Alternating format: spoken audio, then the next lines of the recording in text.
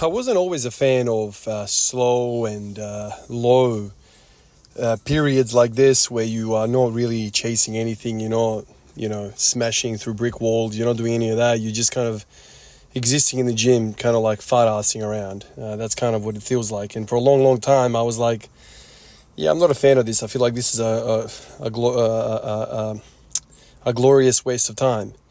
But I've come to realize and appreciate that they're very important, and not for just the recovery side of things. Obviously, that's important. I get that.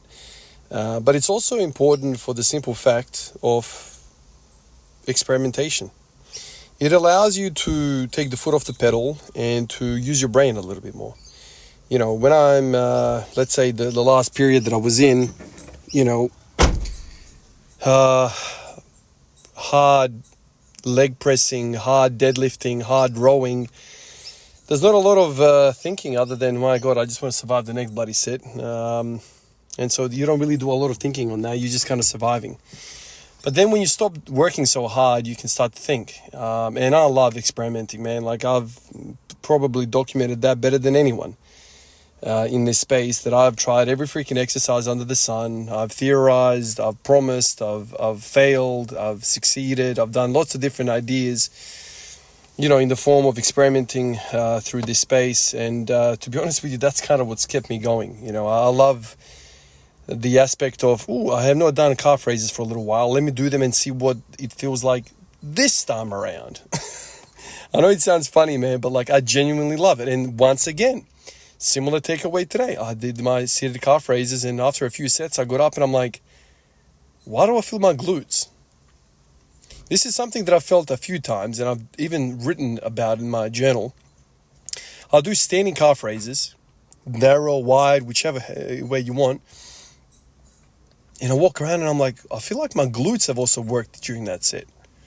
I don't know why. It's mild, but I feel like there is a coupling effect nervously where you really squeeze the living hell out of your calves. Also, your glutes fire up a bit, which is bizarre, really bizarre. Today, the same thing. I decided to experiment. I'm still not feeling 100%, and let's extend this deload a little bit more until I'm 100%.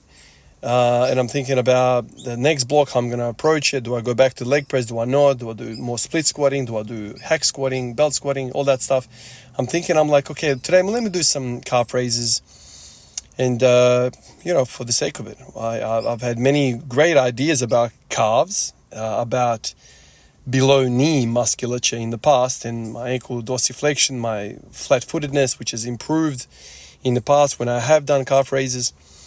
And then I was like, okay, this is weird. Calves and glutes are somehow connected.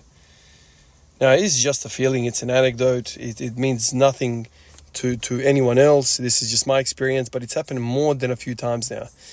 It's interesting. At the very, very least, it is interesting to me.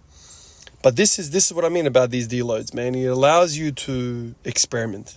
Yesterday I did a wrist exercise, a forearm exercise, which I haven't done before, seriously, which was that, I had to even look up what it's bloody called. One website called it a wrist adduction exercise. Another one called it ulnar deviation exercise. It's basically when you put the hammer in your hand the opposite way around, where the hammer head is kind of facing the other way, so behind you, and then you're curling it up, down, and up towards the elbow. So I did that yesterday, and I was like, okay, that's an interesting sensation. Pronation, supination as well. Tomorrow I might even do the hammer the other way, kind of like I'm hammering something, just with the hammer head in front of me. Just mixing it up, playing with the ideas. So like, theoretically speaking, in my mind, I'm like, okay, the hammer work is kind of like the upper portion of my deload. So like, doing the bench press and the rowing side of things. I'm kind of fascinated about forearm musculature at the moment and why my elbows are hurting. And then the lower portion of me right now is the calves. So there's a link there. What is it about these distal aspects of our limbs which dictate so much of us? Forearms and calves. How relevant are they in all of this? Might not be relevant at all completely. But it just keeps my sparks up. It keeps my mind racing. and really, really keeps me interested in this deload. Like, because if it wasn't for this, then the deload would be proper crap, because I'm not working hard. Usually working hard makes me happy. You take away the working hard out of it, and I'm like, what the hell am I doing here, man? Let's do the other part of this whole journey, which is the thinking, the theorizing, the experimenting. I mean, that kind of freaking makes me salivate at the thought, what if I had another bloody 10 inches on my calves? What would my biomechanics look like in my lower body? Would I have a more vertical squat? Would my deadlift be stronger off the ground? Why would the deadlift be stronger on the ground? Well, if you think about it, ground up. If your foundation is not strong, which is your calves, which is your feet, right? The big muscle which controls your feet, and the dorsiflexion and the plantar flexion, the biggest unit of the entire lower portion of your leg is the calf, and the calf goes into the Achilles, and the Achilles, oh my God, the Achilles is such a huge aspect of athleticism and strength in general that, you know what they say, it's the Achilles tendon of so-and-so. You take away Michael Jordan of the Chicago Bulls, and that's the Achilles tendon gone.